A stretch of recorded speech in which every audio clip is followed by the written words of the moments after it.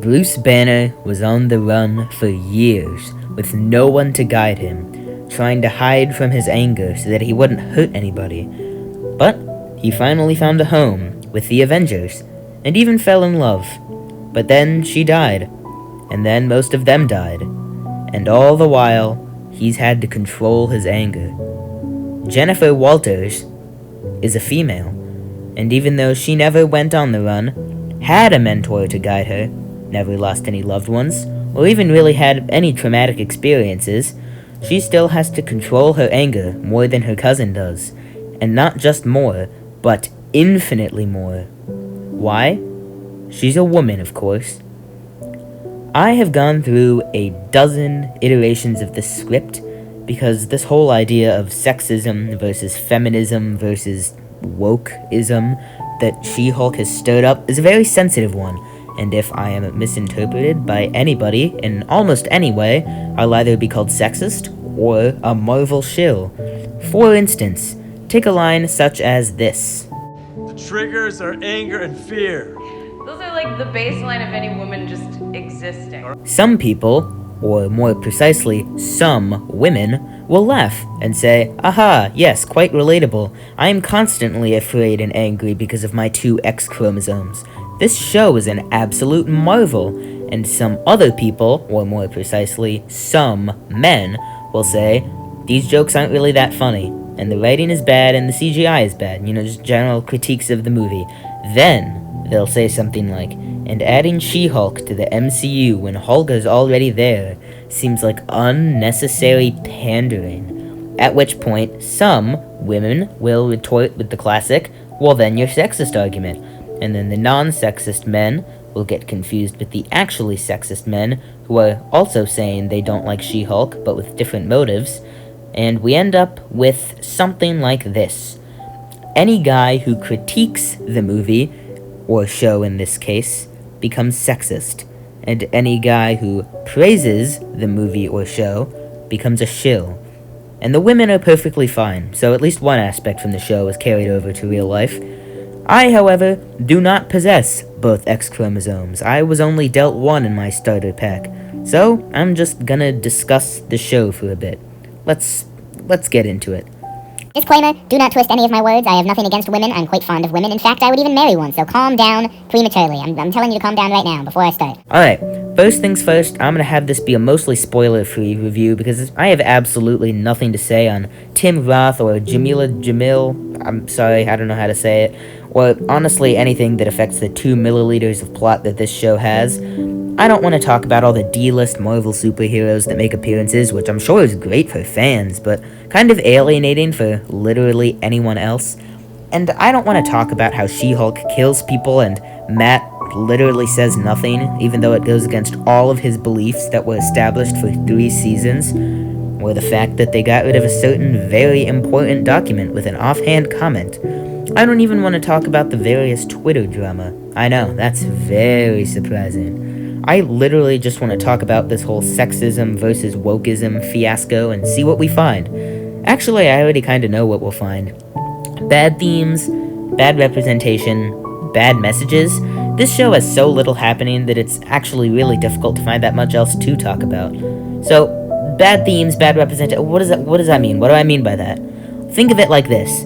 We hear Jen talk about incompetent men, explaining her own area of expertise to her, but she says this while incompetently explaining a man's area of expertise to them. We see that Jen can do no wrong, something about being a woman, and the best way the writers cared to get this information of her being amazing across was by having a lady walk into the room and verbally go through all of her accomplishments. We keep hearing this theme about how we shouldn't sexualize women, which is a very good theme, but it doesn't really work that well when it's paired with things like this. Girl, your ass looks crazy right now. Incredible. And this. And of course, this. Bruh. Actually, that isn't really related, but it still makes me want to throw up. One of the defenses I've heard for this is that it's women taking control of their own sexuality. Do you really believe that this is the best way to show that. But remember, guys, if you don't like this, you're a misogynistic piece of garbage. We all see these articles talking about how amazing the show is, but at the same time, we see the writers and directors of the show admitting flat out that they weren't good at writing court scenes. It's a law show, you didn't even try.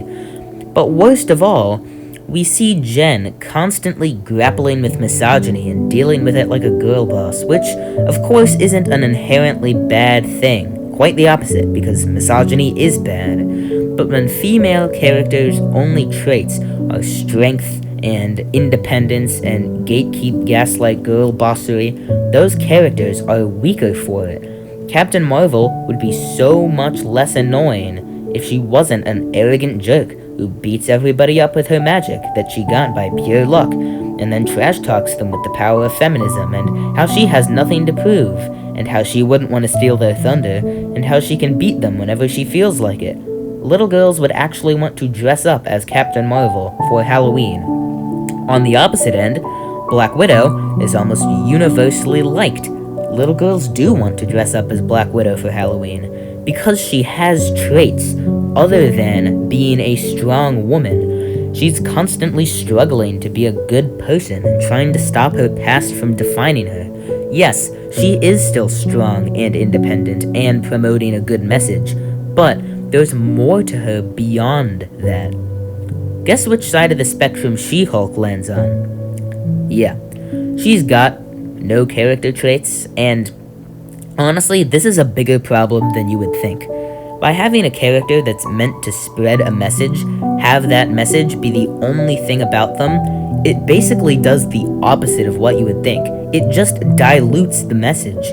Now, instead of saying that women are just as important as men, which of course is very, very true, we're saying that the most important thing about women is just the fact that they are women, and no other traits are even really necessary, and that's attracting the wrong type of audience.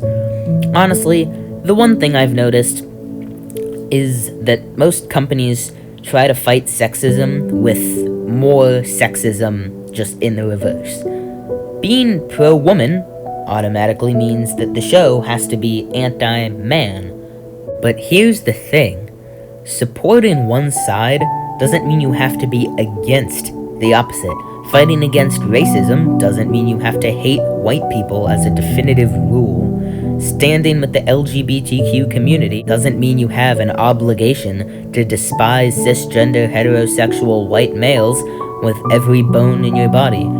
As a cisgender heterosexual white male myself, I can't say I have any racist or sexist or homophobic feelings, which is why the whole idea of grouping people into categories in the first place is just messy.